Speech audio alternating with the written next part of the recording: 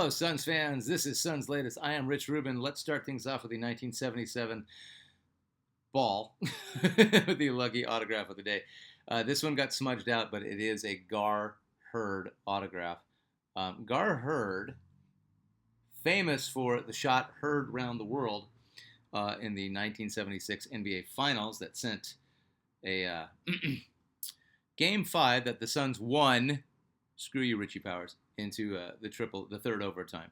That autograph is smudged. That's the only. I was holding off on giving you guys that one because it was the one that had been smudged. So I think that's all the autographs. I've got to find the ball of the team that went to the finals. But there are a lot of the same guys on there. Dale Schluter wasn't on that one.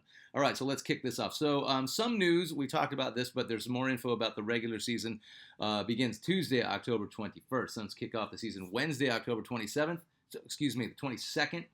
In Phoenix against the Kings. Suns' first road game is Friday, October 24th, in LA against the former Sun, Bradley Beal, and the Clippers at the Intuit Dome, which I haven't been to, and I live down the street from it, so I'm probably going to try to hit that game.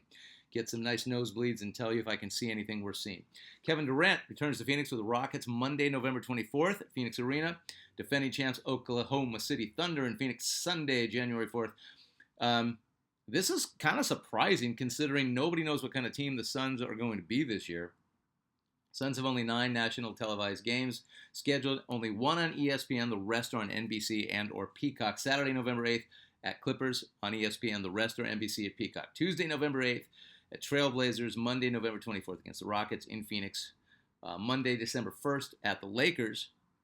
Tuesday, February 3rd at Trailblazers. Tuesday, March 3rd at the Kings. Monday, March 16th at Celtics. Tuesday, March 24th, Nuggets at Suns on NBC Peacock. That is my dad's birthday. I think I will go to Phoenix and surprise him with tickets and take him to that game.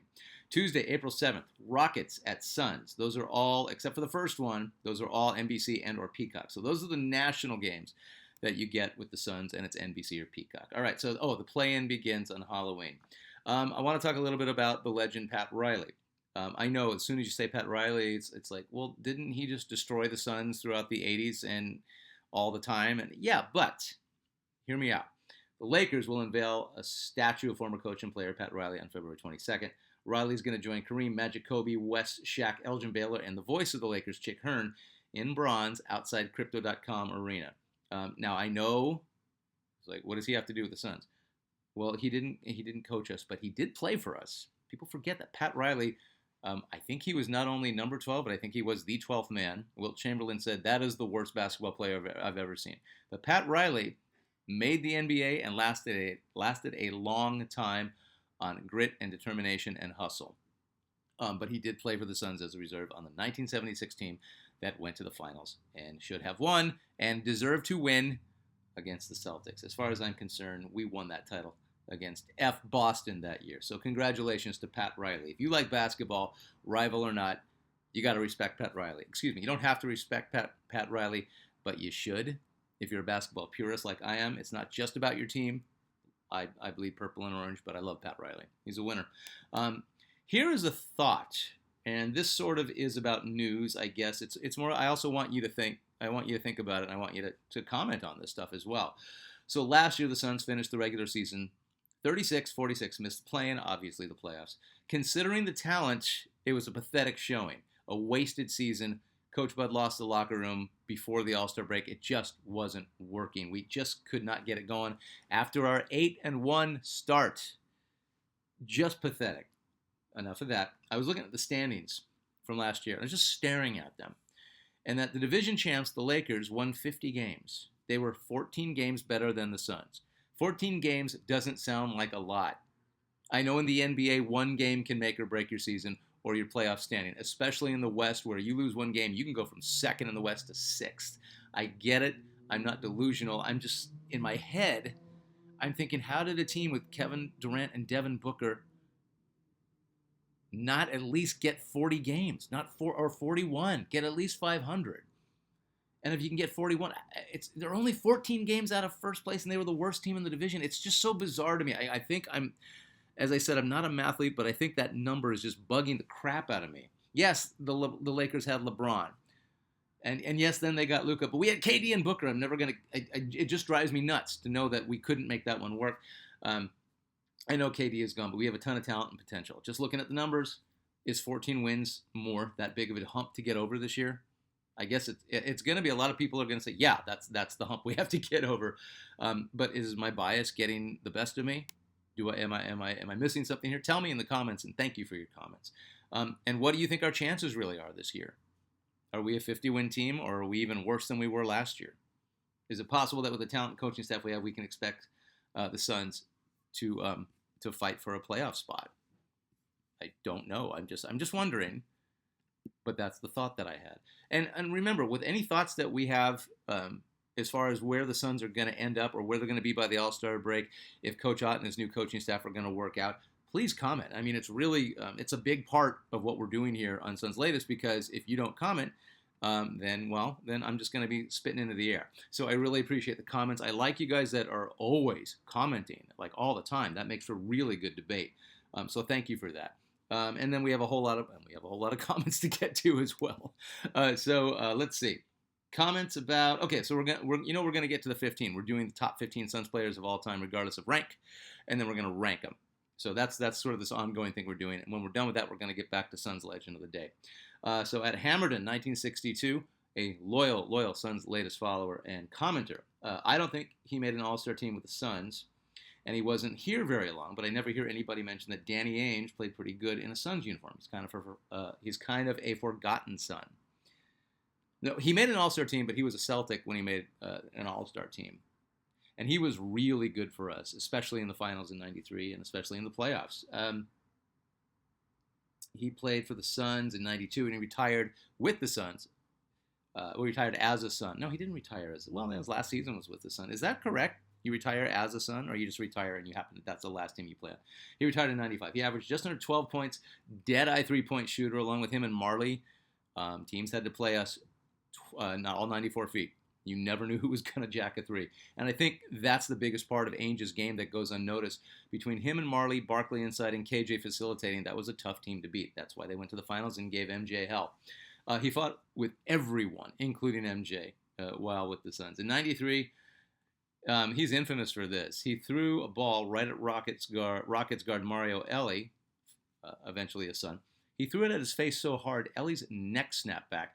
And remember, Danny Ainge was this incredible athlete. He played 3 years for the Toronto Blue Jays. He played 3 different positions. He could throw any ball as hard as anybody with precision. So make no mistake, ask Mario Elie. Because of that incident with Elie, there's a related story about when Ainge was Suns head coach, and Robert Horry was on the Suns, and everybody remembers the famous towel in the face at Danny Ainge. There's a whole story about that. Robert Horry's point of view. Ainge doesn't talk about it, but Robert Horry told he told a great story about how that came to be, and a lot of it had to do, starting back when Ainge threw the ball at the time, Horry's Rocket teammate Mario Elie. So we're going to cover that one soon. Ainge was the guy you hated until he was on your team, very much like our now small forward Dylan Brooks. To this day, he's the only high school athlete to be a first-team All-American in baseball, basketball, and football. The only high school athlete to ever do that, as far as I know. I haven't heard of an athlete doing all three, and first-team All-American in each sport since. Correct me if I'm wrong, or find somebody. University of Oregon recruited him as a wide receiver. He coached the Suns, replacing Cotton Fitzsimmons in '97. Led the post-Barkley Suns into the playoffs after an 0-13 start. Do you hear that, Coach Bud?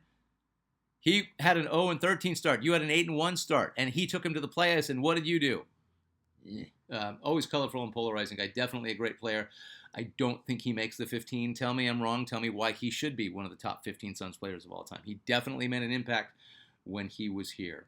All right, moving on to the 15. We have been tallying your comments. And oh, by the way, and thank you for subscribing. We're almost at 500 and haven't even been doing Suns Latest that long. So thank you. That's a big number and a huge accomplishment for all of us. So thank you. Let's see. So got a lot of votes. Most votes in the over the last 4 or 5 days. The most votes have been for Nash, then Booker, then Barkley and KD, and they are already on the 15 list. So they're all done. So they're on the 15, obviously. The next highest voters were KJ, Stat, Chris Paul, Walter Davis, Paul Westphal, Sean Marion, and Connie Hawkins. Kidd, Marlene Chambers, and Alvin Adams so far haven't gotten votes. And I know we're not technically voting. I'm just looking at your comments and seeing who gets mentioned the most. So back to it. Real quick rundown on the 15. 15 total players on a current roster, so we're going to use the current roster curriculum. How it works, whatever you want to call it. 12 active, 3 inactive, so that's why it's the 15. And remember, once again, the ranking is not by position. It's just the top 15 players, and then we're going to rank them 1 through 15. So right now, I have Booker, Charles Barkley, Kevin Durant, Steve Nash. It's still up to you. And if you don't vote, that's fine. Or if you don't have anything to say about it, that's cool. I'll pick somebody else. So that's who we have now. We've been stuck on Nash for a few days. So, and I'm just looking at the high. You know what? As of now, and I would agree with this, KJ got the most comments. And there's a lot of KJ and KJ better than Nash, Nash better than KJ, or KJ deserves it as much as Nash, and KJ was just as important as Nash. And all these things, we're not talking about better yet. We're going to get to the ranking later. But as far as just as important as Nash, yeah, KJ's up there. So we're going to put KJ at number 5. So we are 5 into the 15. We have Devin Booker, Charles Barkley, Kevin Durant, Steve Nash, and Kevin Johnson. That is the 5 of the 15. So let me know in the comments what you think. If we're totally off, that's fine too. But just let me know what you think. That's the best part of this. You know who's up on. You know who's eligible. They got to at least be an All-Star one time. Like Hornacek was an All-Star one time, but he was so much more for the Suns. Or somebody like Westphal, who was the first guy to ever be named to first-team All-NBA 3 times and led 2 rookies and 2 journeymen to the NBA Finals and almost won the whole dang thing by himself. Do not sleep on the don't sleep on the past. Okay, recency bias has nothing to do with this list. Top 15 all time. That's why it's all time. I'm Rich Rubin. This is Suns Latest. I really appreciate you watching. I really appreciate you commenting. Let me know what you think. The season is getting very close. We'll do this again.